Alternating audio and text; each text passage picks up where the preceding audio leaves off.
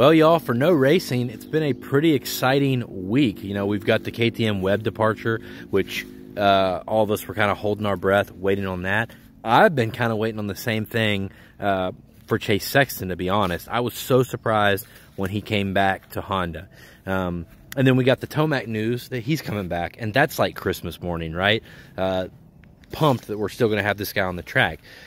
Originally, we heard that it was a 2-year deal, but now the details are starting to pop out there about Tomac's contract, and we're hearing it's Supercross only, which makes sense. That does make sense now that I think about it.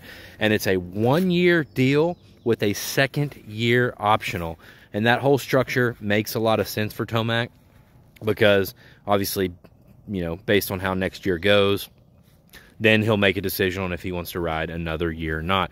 But regardless, Tomac, Sexton, Webb, some guy named Jet, all these guys on the line for Supercross at Anaheim 1 is going to be nuts. And I was so excited to get to outdoors, and now I'm like already excited for Supercross again because we're just missing so many of these big name guys. Hey, by the way, guys, if you appreciate these videos, you want to be part of my TikTok team, use my link tree and grab your parts from AOMC.MX, whichever ones you can, using my link in the link tree. Helps me out a lot. Thanks.